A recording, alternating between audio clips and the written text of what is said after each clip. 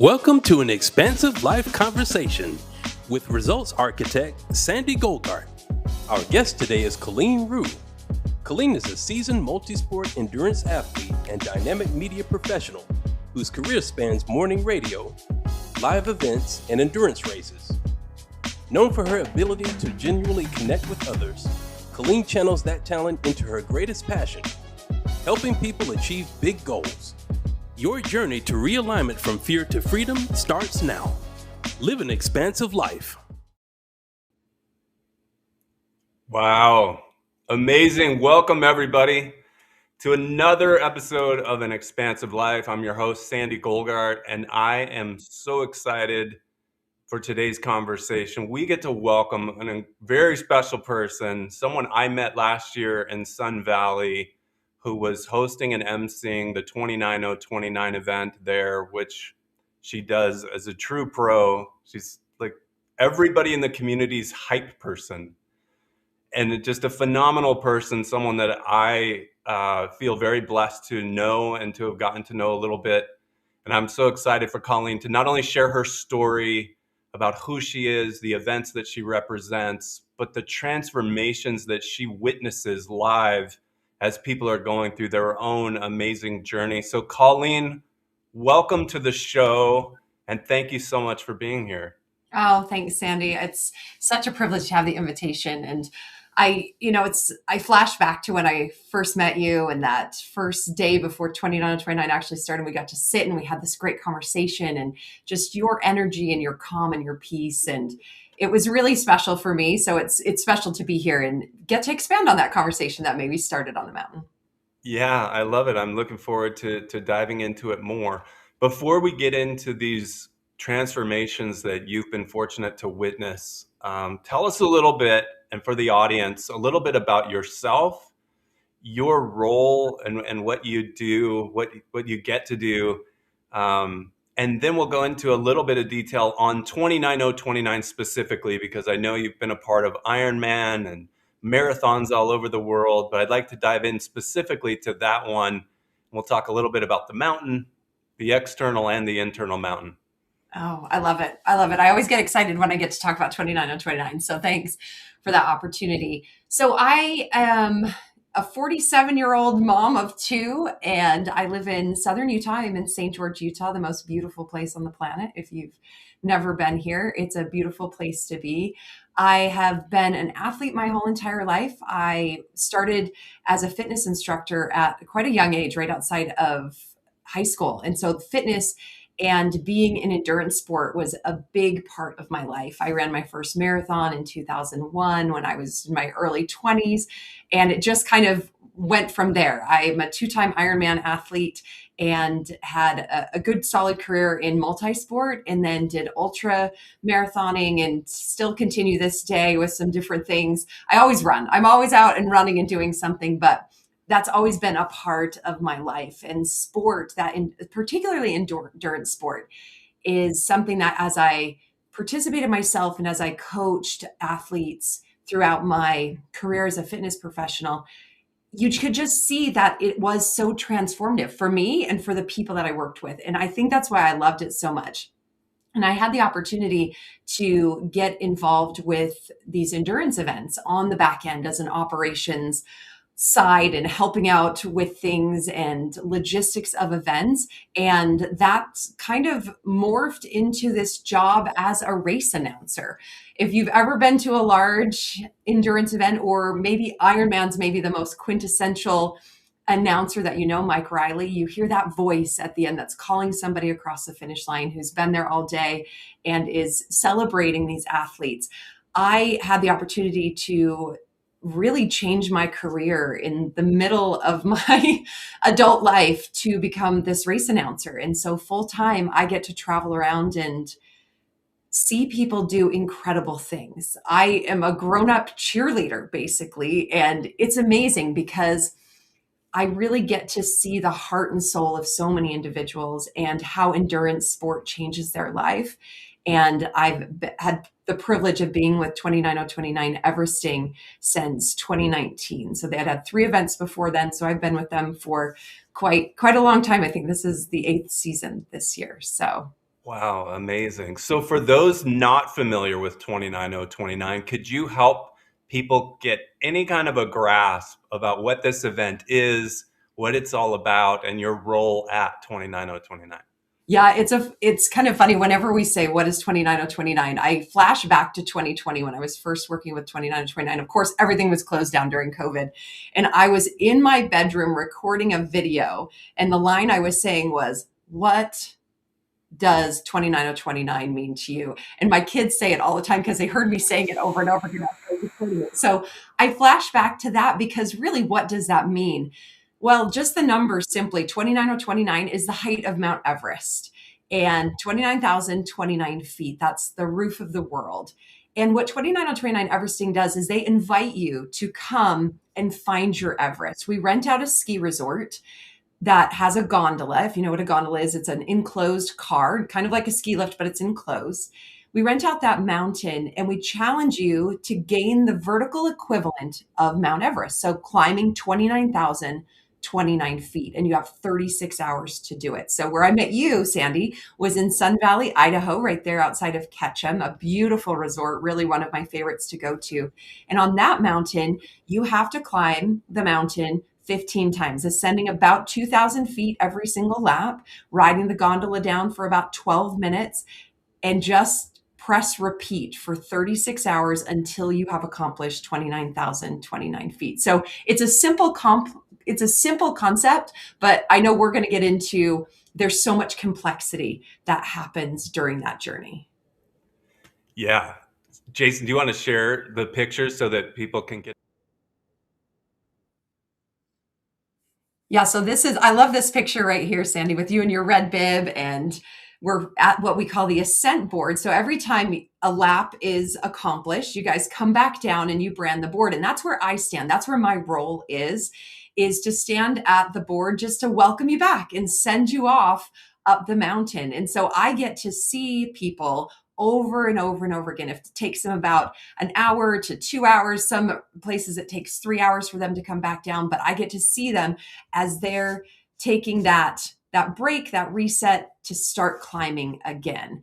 And it's really fun. So I get to see everything unfold. I get to see the good, the bad, the ugly. I get to see the whole journey. I love this. This is your very first brand that you put on the board. This is a branding iron. It's super hot. And we actually burn the 29029 triangle logo into that board. And there's this smell of the wood, this accomplishment that is so visceral every time you get to brand that board, and then we send you back off on another journey. Just lots of smiles, lots of great things. And the red bib that you have on here, that indicates that you're on your final lap up the mountain. So you'd accomplished 14, you came back down. Holly, that's the volunteer who's there, Holly Genoy, she's amazing and helps me out at the board. We put on that red bib, signifying that you are on your final lap. And then we send you up on that final lap. And I think we have even a little video that shows that ascent board, so you guys can kind of see all those brands, Sandy's name there, bib number, and then look at all those brands that he stacked up over 36 hours to accomplish that goal of 29,029 feet. And once you get up to the summit on your very last lap at 29029, we bestow you with the red hat. And really, it's just a normal red hat that has a great logo on it, but it means so much in that whole process of 36 hours to be able to wear that red hat. Yes, I don't believe there's any other hat that I could say I have actually earned.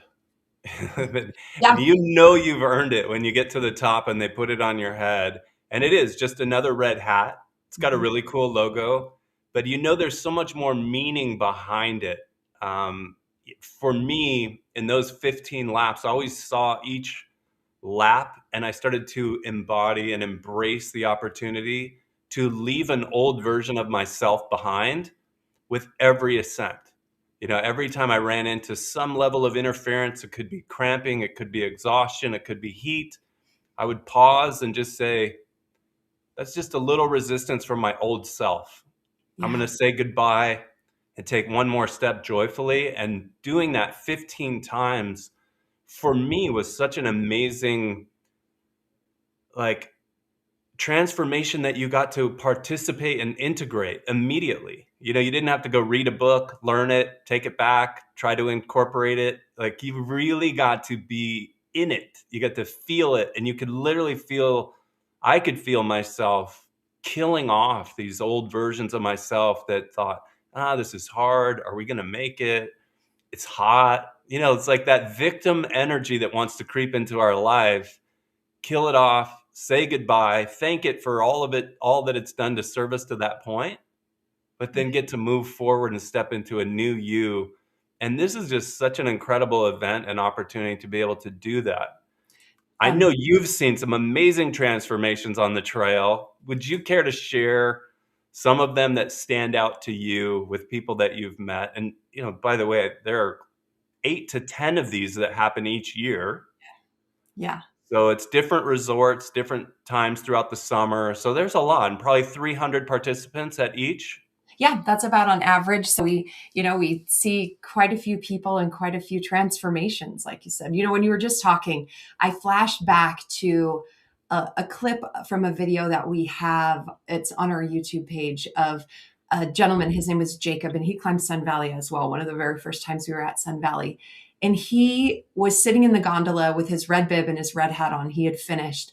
And he talked about the event of how it completely broke him into pieces, but then allowed him to pick up the pieces that he wanted to take with him.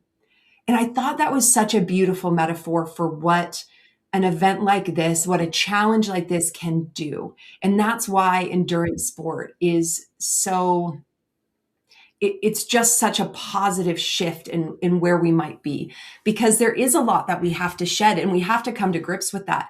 The first lap feels great for everybody. Everybody goes up and they're like, oh, I did it in an hour. It was so fast. This is great. And I'm like, okay, that's awesome. And we celebrate and we have fun.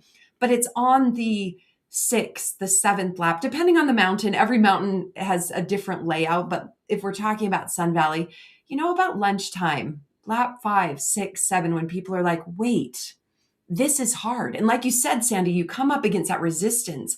And I've met people on Friday who are like, I can't do this. I can't do this. They still have 24 hours left on the clock, but yet they are quitting on themselves after only a few ascents because it feels hard. And we try to work through that process with them. And again, in my position at the board, I get to see this kind of unfold. I'm like, let's stop. Let's go get some fuel. Let's get some recovery. And then let's keep going. Because the mantra of 29 of 29 is keep climbing. And I love that, because keep climbing doesn't mean that you're just going to go out there and you're just going to keep hammering as fast as you possibly can.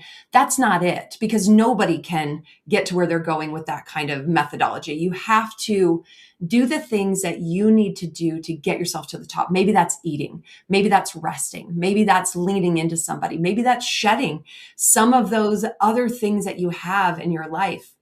There is a man that I just have so many tender feelings for. His name is Mike Douglas. He lives in the Midwest, and he had come to our Snow Basin event with his wife quite a few times.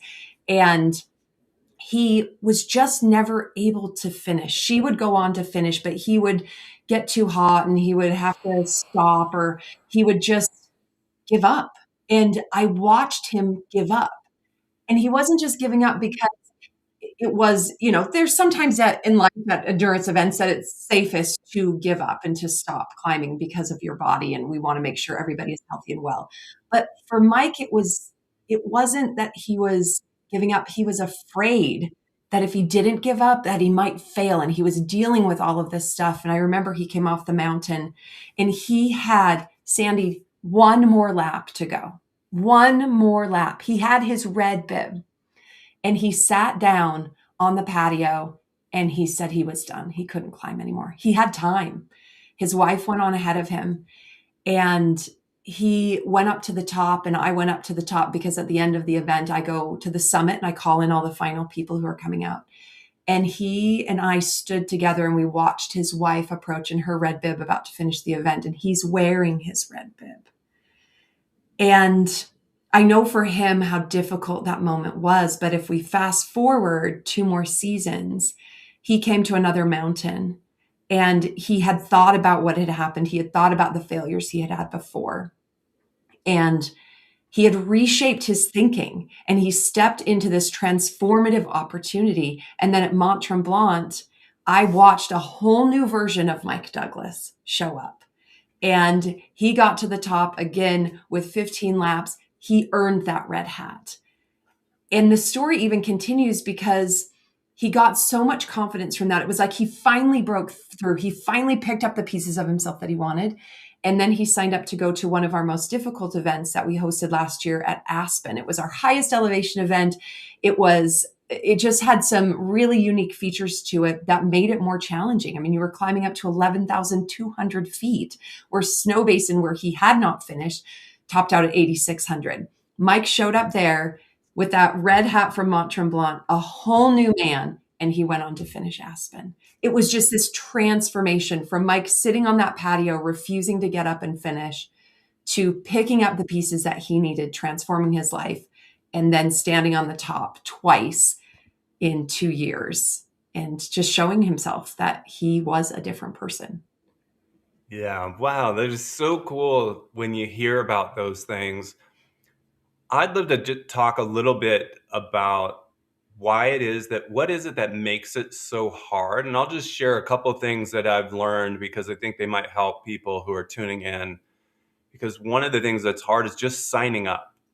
And there's a fear, like maybe I'm not enough. Like maybe I'm not cut out for this. And what I've learned about that is we all live inside of a story.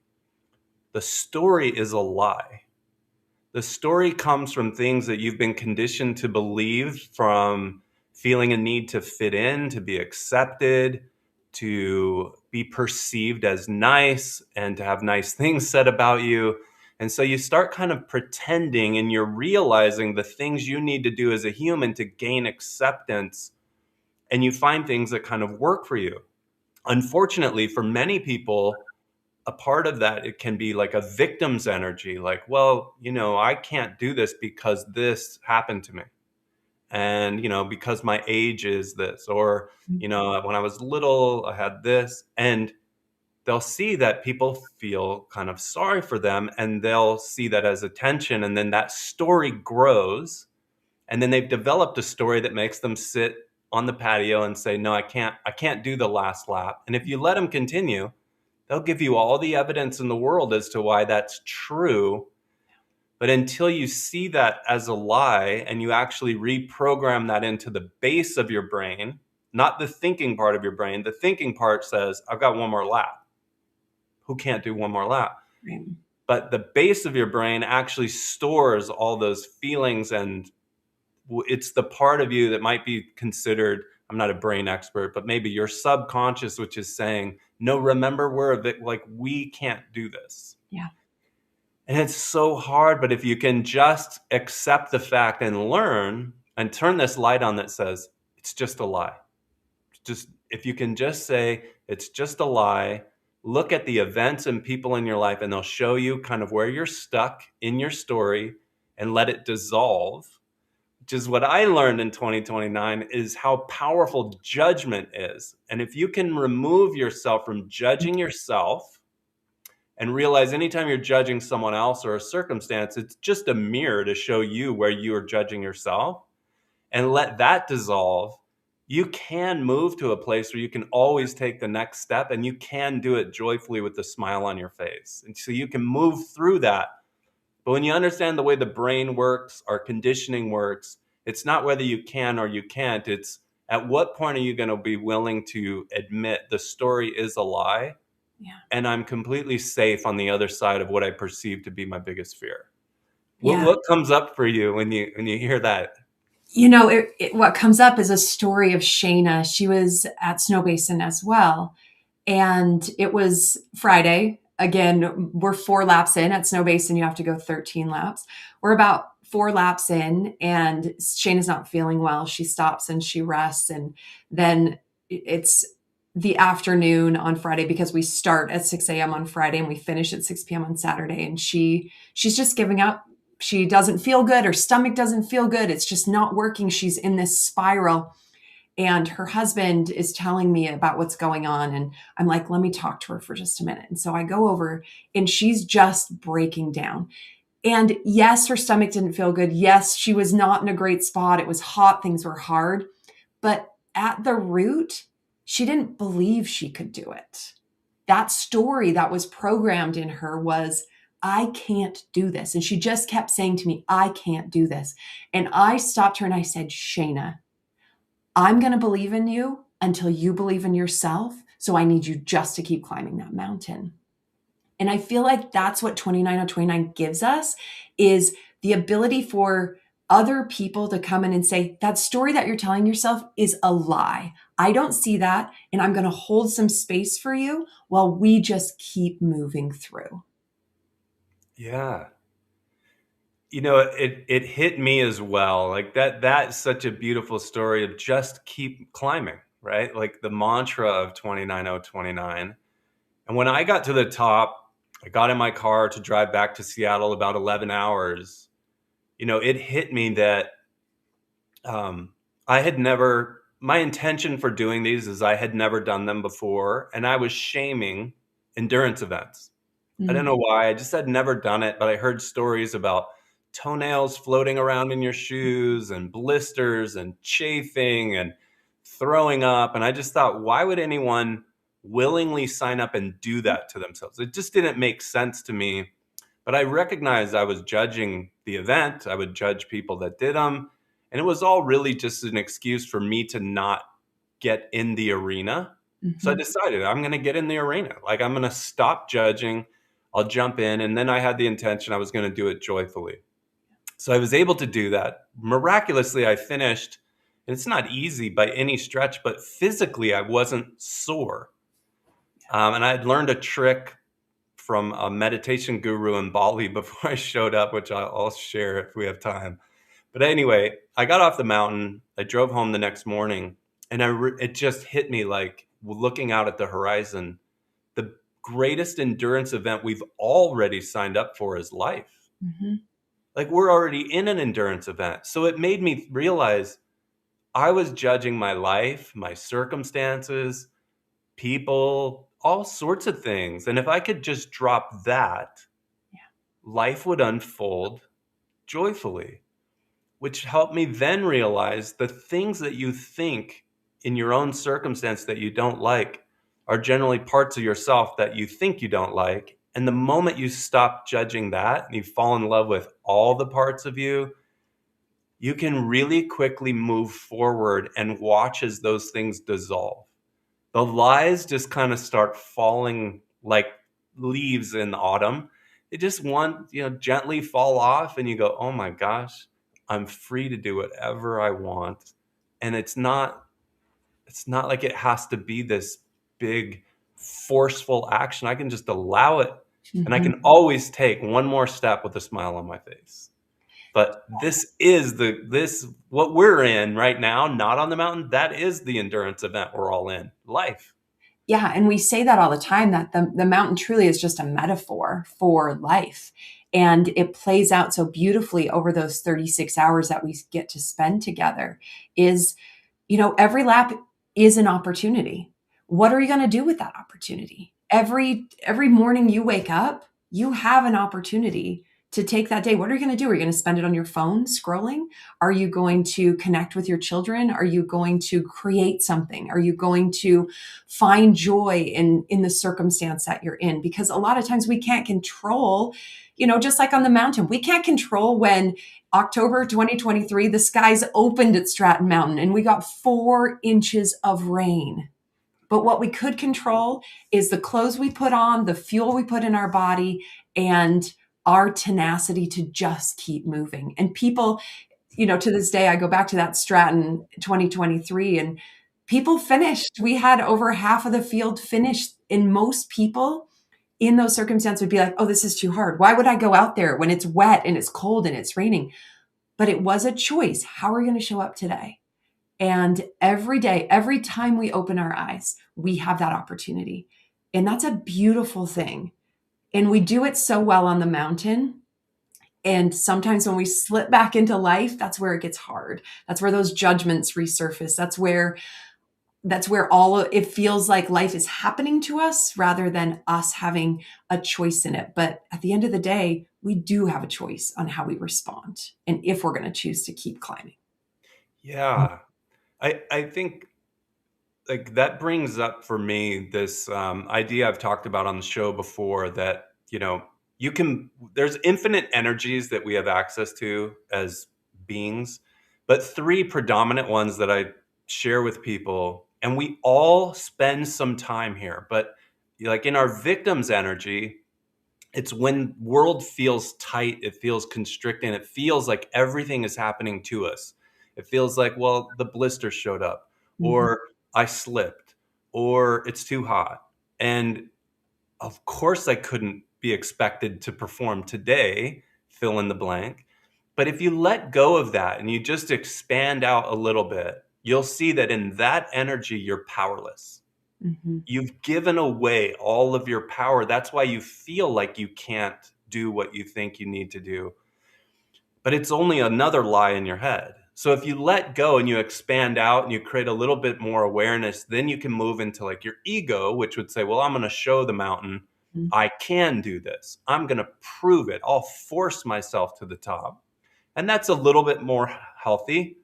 Certainly it's not powerless, but it comes from a place of force. But if you really then let go and expand out into your soul's energy, which is boundless and it's limitless, you'll see you have full power to choose to take your next step because it's just what's here. There's no judgment. I just get to take another step. I get to keep ascending. I get to let go of old things. And that is where your power as a being exists. And it's your soul. Your soul is not here to find limitations. It's to get onto the other side of the constraints and realize how amazing you are as a human being. And we're all from that same source, of energy. You So know, that's it, a good thing I like to let people know because does you no good to judge yourself when you're in your victim's energy. Just recognize that's where you're at. And there's no shame in it. We all go there. We all have a story. It's just going, okay, let me just let that go, step into my ego a little bit, then step out to my soul. And then I'll grab this sucker by the reins. as you're saying that, I can see how 29 plays out. We talked about this Friday and like the story with Shayna, where on Friday, she wasn't feeling well. She was fighting the mountain. She was Right. fighting against the mountain and against the process. And we do that so much in life. This diagnosis comes this way. I'm feeling this pain. This blister shows up, and we're fighting against things. What's interesting about 29 is I see people time and time again who just feel so crappy on Friday because they're fighting.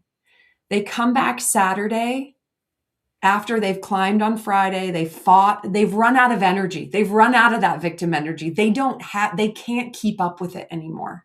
And the only option is to submit to whatever is going to happen on this mountain.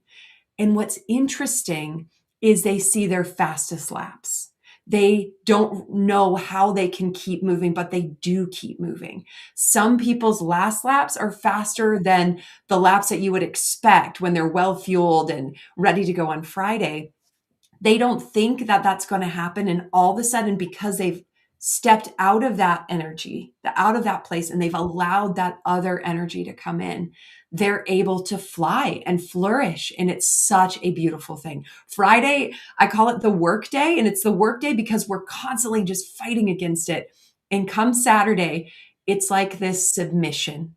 This is what it is. This is what this mountain has for me. And I'm just going to keep taking it one step at a time, whatever may come on the other side.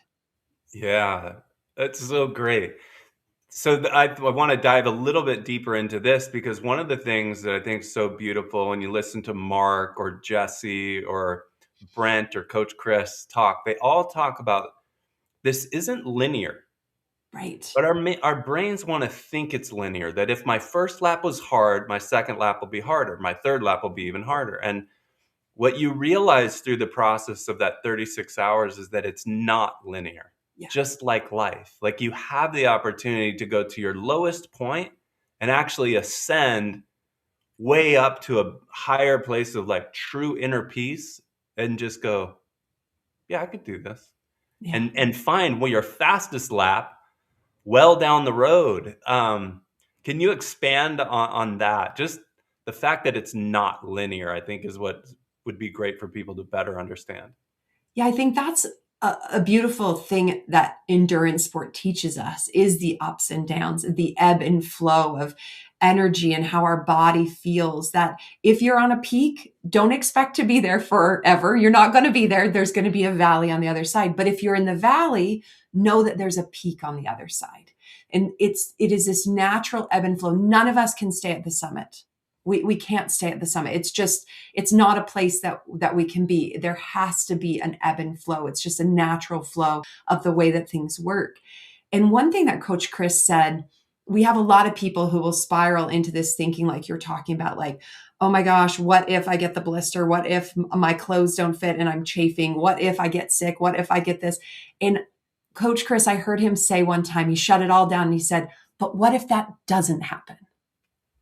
What if that doesn't happen? Instead of spiraling into your worst case scenario, which is kind of what our victim energy always wants to do, where it's almost our natural inclination that protects us a little bit about all the things that could go wrong, but we fail to recognize all the things that could go right. And we put so much energy into that negative space. And if we can just find our ways through those peaks and valleys, I'm here. This is how I feel. Recognize it. I have a blister. What can I do about that blister right now? Take care of that blister. My stomach doesn't feel great. Okay, what can I do right now about that? So that I can just keep moving through and then experience those ups and downs, because we're here to experience all of that. It's all part of it. We don't sign up because we know that we're only going to feel like we do when we grab a red hat and we run down the red carpet. We know that we're in it in life. We're in it for the peaks and valleys of it. So, but what if everything does work out? Whenever you find yourself going there, try to switch those words that you're using. Try to switch that narrative. Don't expect, oh, I'm doing great today, I'm going to be even better tomorrow. We don't, that's not success. We got to stop defining success and failures that way. Yeah, and stop letting our ego trick us, right? Our ego likes to look at past experiences and then project the future. But I think the most beautiful words I've learned that really allow you to access inner peace, which is part of kind of what we're really talking about, is I don't know. Yeah. I don't know. No. I don't know if I'm going to feel bad. I don't know. But I'm not going to allow myself to suffer for a future that may not happen. Right. Like, right. Why would I do that to myself? But we do it. And for everybody listening, there are very valid reasons why. And we're wired this way. So once you understand the wiring and the inner engineering, our brains are wired to keep us safe. So they're always scanning for what's wrong. So that's why the narrative, it's not because you're a bad person. Has nothing to do with anything other than that's the primary function of the brain, is to keep us alive. So all you have to do is look down and go, yeah, I'm okay. Mm-hmm. It's beating. I'm breathing. Thank you, brain. But I can turn you off now. Let me get into my heart and like really feel what's available right now. And that was probably the second biggest thing that I learned, on the mountain, is when you're fully present, you can't be anything other than joyful. Yeah. So when I know, like, I'm here, wherever I'm at on the mountain, whatever stage, whatever lap, if I'm fully here, right where my feet are, I can't suffer. I can only suffer when I think about a future that I might not want. And you're like you said, maybe it doesn't work out that way. So just say, I don't know. Let's go find out. And that's when we get to sign up. We get to participate. So for those maybe even who haven't fully participated or signed up for life, and by that I just mean like real commitment, But if they want to start that, like with 29029, it's a very difficult event to get into. I'm sure a lot of people are going to Google it. They're going to be really excited about it. But how can people sign up for the event? Yeah. So if you go to our website, 29029everesting.com, you can see all of our events and all the past events and everything like that. We sell all of our tickets at one time in the fall. So around the first part of November, we sell all of our tickets. So currently, all of our mountain events are sold out for 2026. But come November, we'll be selling all of our tickets. And so if you just follow us, make sure that you know when those tickets are going on sale. Hopefully we can get you in. Where I feel like we've got more events. We've tried to, we're never going to have 25 events. That's not what 29 is about. But there is space, but you sign up about, we finish our final event and we have signups that start for the next year. And so sometimes you're almost 12 months out from that. So kind of follow along with that and you'll see it in the fall. We have another type of event that is called Trail, and it is 3 mountain marathons in 3 days. It is very different from the mountain, but it's another different endurance challenge, just like there's different kinds of endurance challenges. And we actually still have tickets available for that for one of our trail events. So Trail Park City actually still has some tickets available. So if you're really looking for something big to put on your calendar for 2026, 29 still has a little something for you, but our mountain events are sold out for this year. Yeah. So if you're interested for next year, I would suggest go to the website and submit your email so that you're informed. And then around late October, you'll start getting some messages. They'll have a pre-call that kind of goes over the process, and then set a reminder on your calendar because you'll want to show up on the day tickets go on sale. Yeah, because in like 10 minutes, the hour that tickets go on sale, yes, they're gonna sell out. Yeah. One of the things, I don't think we've even talked about this, but after my experience last year, I put together a really small mastermind for people who wanted to figure out how they could participate, but not just finish. Like, finish is a foregone conclusion in this mastermind. It's really, can I train my body, my mind, and my soul and my energy so that I could really take every step joyfully? We actually have 2 spots still available. It's for the Rainier event just outside of Seattle. But Jason, could you put that link? So if anyone is interested, this is a way you could participate. This is on June 25th through the 28th. But we're starting the mastermind actually tomorrow. We have 5 weeks of talking about how the brain works. You can learn all about that so that you know how to properly prepare yourself mentally. Then we'll go into a series on energy. And all the while, the overarching one is physically getting prepared, because you have to physically be ready to do it. But this is an opportunity for you to really transcend all of your limiting constraints and become the best version of your true self, not the best version of your limited self. So if that's interesting, or if anybody is interested, you can visit that link. There are still 2 spots available. So I'd love now to kind of transition. Thank you for all of these stories so far. But I remember at the close of the event, when we were all sitting around at Sun Valley, you said something that actually made me want to reach out to you to have you on the show. And that was this thought about how can we be that version of ourselves that we find when we're on the mountain, when we come back home, to our place of normal everyday life. Because it's easy when you're on the mountain. I witnessed people who would grab a shovel to help make steps, to help their fellow, humans out. You watch people rush over and ask people for help. And it's just this different version that we show up as when we're on the mountain. And then it's easy to go back home and we start thinking about the things we want to chase instead of the person we want to be. Could you touch a little bit on that? Because that to me is the ultimate value you bring home, is this challenge. How can I be more like that person I am on the mountain when I'm at home, at work, at the dinner table, with friends, or just that person who's available to listen and make sure my friends are seen and heard and recognized? I think what's interesting about the mountain is it is a bubble. There's a bubble that's created there, and we shed all of our outside clothing. It doesn't matter who you are, what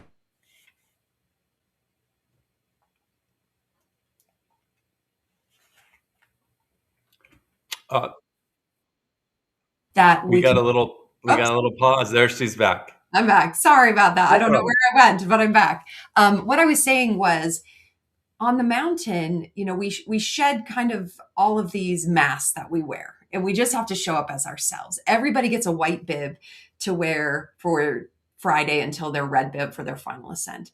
And everybody puts on that bib. It has just your name on it. It doesn't say, "Hi, I'm Sandy, the results architect. I have this mastermind." We don't know who Sandy is. And Sandy gets to choose to show up however Sandy wants to show up on that mountain.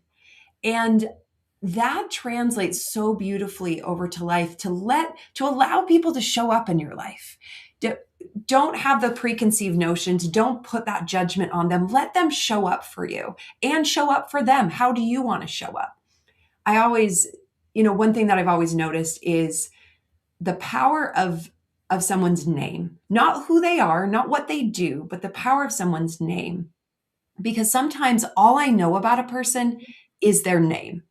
And I think, how easy is it for us to go throughout our days in our normal lives? We interact with people and we don't speak anyone's name. No one speaks our name back. But yet, how many times do you see people that have a name tag on? How many times do you see people who say hello or give you service or help you with something in your life? Are you reciprocating when you see that? When you're at the grocery store and you see Bob who's helping you out, do you say, "Hey Bob, how you doing?" Because you would on the mountain. If you walked by Bob Right. on the mountain, you would say, "Hey Bob, how's it going today?" We need to do that every single day. We need to be present for the people who are around us every single day. We need to call their names. We need to look in their eyes. We need to say, "I see you." Give them an opportunity to see us, because I truly believe interactions like that would change the world if we started to see each other. I agree. And I think in more ways than we can possibly imagine. Like when you get into quantum physics and you think of like the ripple effect of just seeing someone and how their behavior changes, Mhm. how they might show up better when they go home, how they might treat a coworker. Like there's a ripple effect that is not woo woo. It's real. Like that ripple effect can go out and impact so many more lives just because you took the time to honor Yeah. the person in front of you. And we just have to remember that. So whether you've had an experience like 29 or another experience in your life that gave you that opportunity, what are you doing in your life to remind yourself of that? Sandy, where's your red hat? Is your red hat someplace that you see it? Do you wear it and you I think, tried it on this morning. I was gonna wear it to the show, and I thought, it's a little too kitschy now. So yeah, I but wore it's the sweatshirt. I wore the sweatshirt. exactly. You wear the sweatshirt, you see the logo, and that logo isn't just a logo. You see it and you say, "That means something to me." You remember the people. And I think we just have to have those reminders in our lives, because things get hard. Like you said, life is hard. It is hard. We're going to have very difficult things, and we are not minimizing. I don't believe in toxic optimism. I don't believe in that. I, I think that we just have to have those reminders that it's going to be okay. I'm going to show up in my life. I'm going to allow other people to show up for me in my life. And I'm going to be present in the things that I'm doing, because that presence is what leads to the joy on the mountain that we see. As soon as we get people to disconnect from their outside stereotypes, from their outside labels, from all of that, as soon as we get them to disconnect, that's when things start flowing. That's when things start working. Absolutely. Yeah, I've dedicated the rest of my life to inner peace.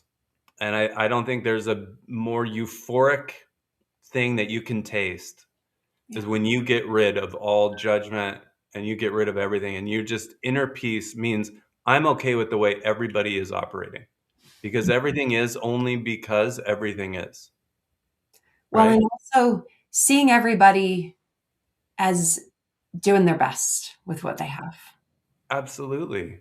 And, so the other thing that just blew my mind, and this is where expansive comes from, although it's not really why I started naming it that way, is when you make room.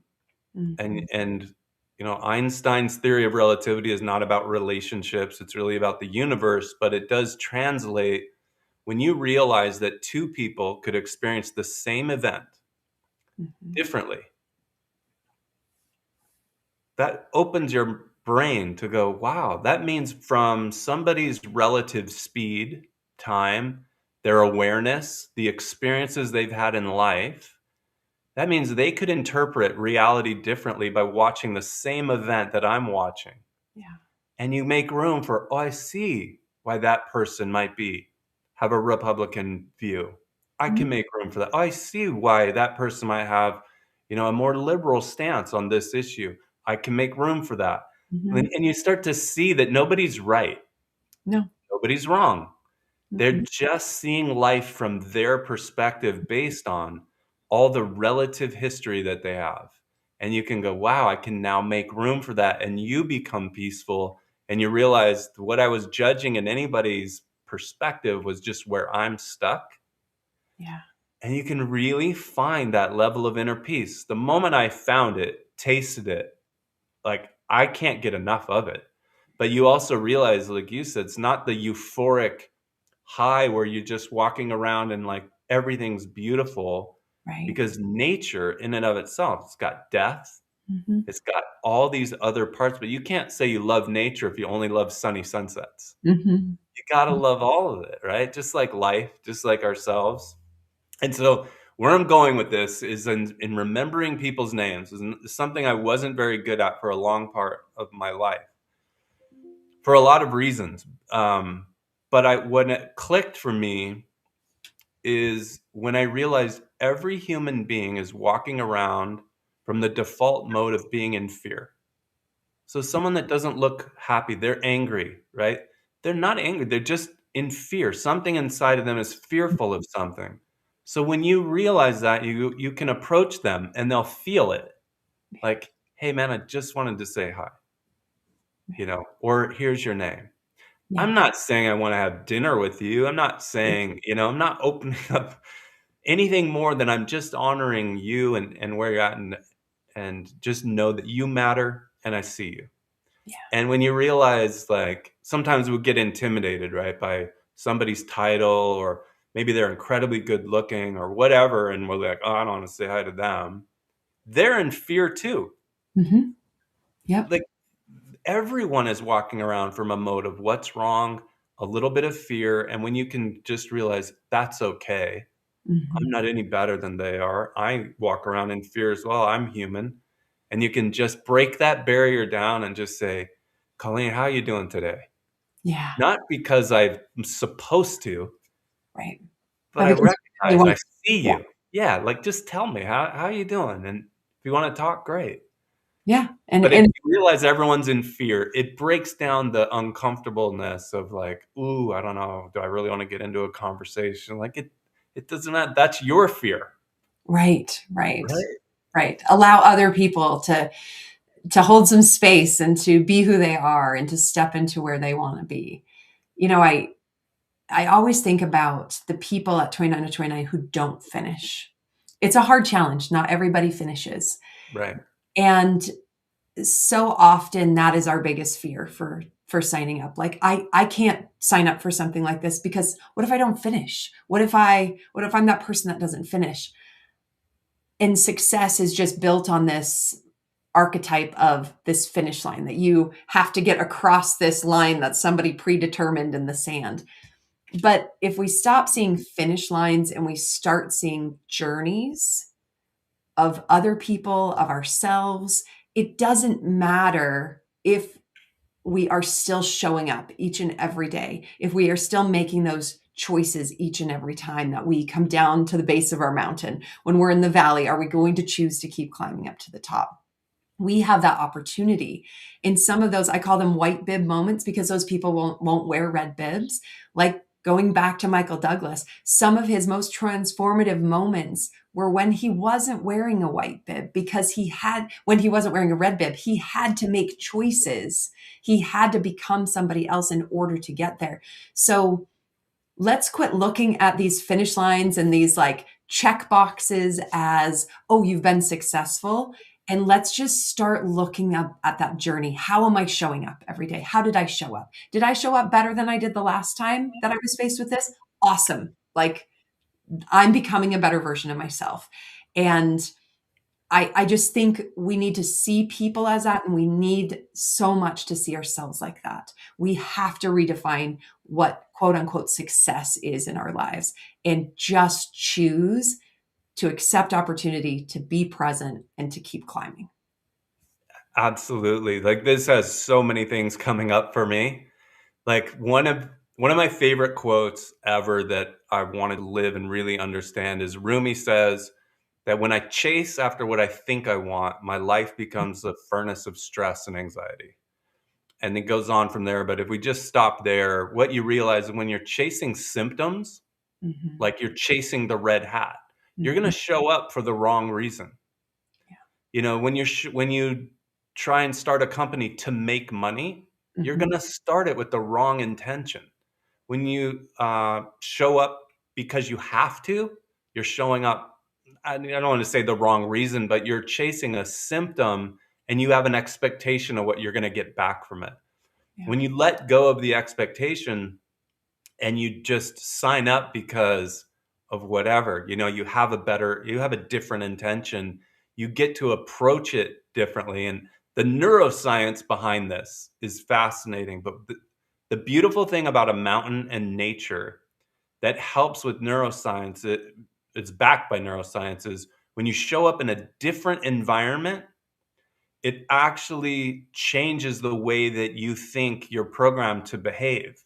Mm. So a different version of you automatically gets to show up. They call it like spike prediction errors. Mhm.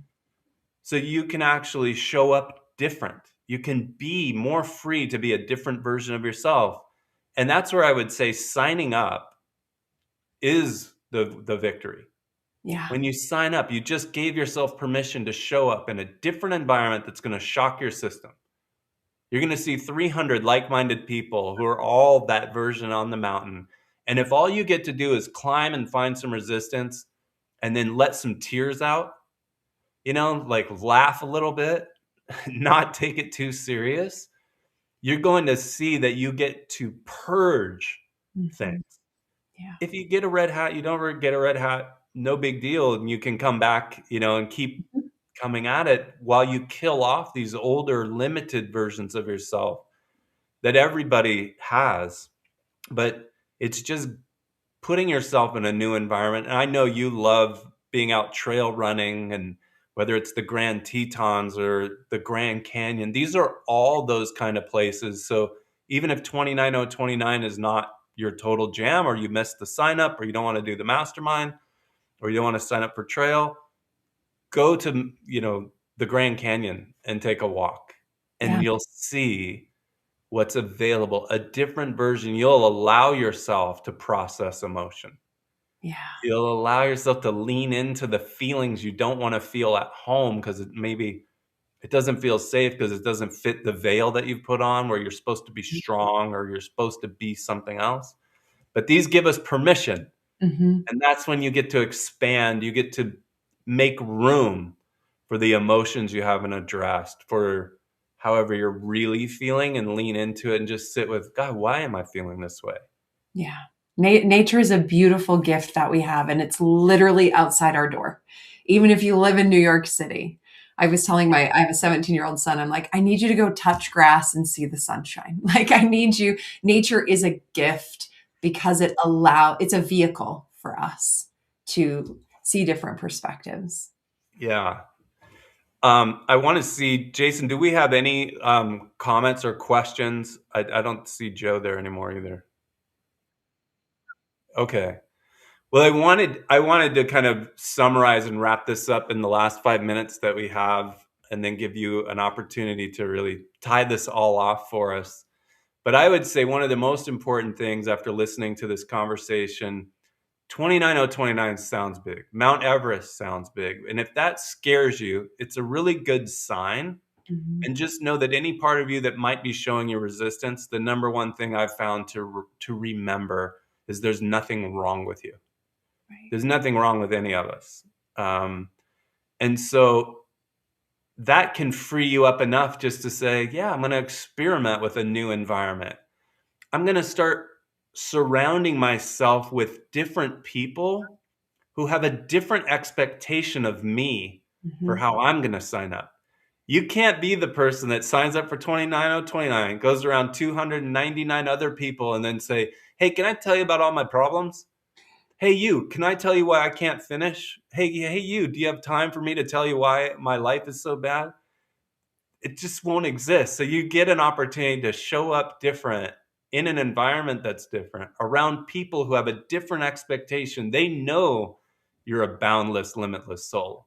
They expect you to access that, but they also have compassion, knowing that we're all human.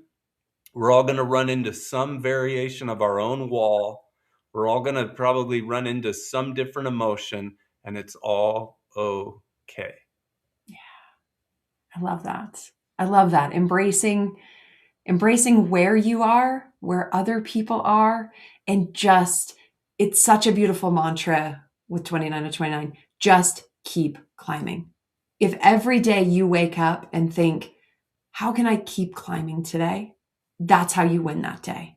How are you going to take that opportunity and that we're collecting opportunities each and every day. And if we see it as that, we're going to change the way that we react to things. And we don't need to be perfect. We don't need to, this isn't something that we don't change in a day. No, there's no expectation. I loved what you said, Sandy, is you're great just where you're at. You are great. Accept yourself right here. And then look for the opportunities. Look for the opportunities to be present. Look for opportunities to go climb a mountain, or I'm looking at a big hill outside of my window thinking, climb to the top, see what's there, get an expansive view. Don't just stay at the bottom, because when you're in the valleys of life, it is hard.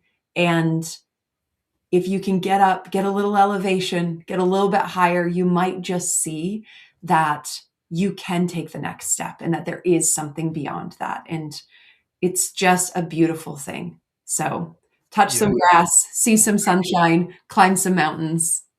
It's going to be great. And have compassion for yourself. For Like, sure. just know, I think it's hard because, I can relate because I used to judge these kind of events. They sound hard. They sound intimidating. They sound like you've got to give up your soul in exchange for a red hat. But that's not what you're doing. You're actually fueling your soul. You're growing it. You're honoring it. The red hat is just the symptom of you being the badass human being that you were already. Yeah. And if all you do is join an event like this, or take a walk out in nature, go to the Grand Canyon, if all you do is just give yourself the room to realize the lie that you've been living in, one version of that lie, any part of you that feels like, I just don't feel like I'm enough, or this happened so I can't do something, just if you can just zoom out or get a little higher elevation, zoom out and just realize, God, what is the lie that I've been telling myself? Can I recognize it? Then can I have compassion for why I believed it?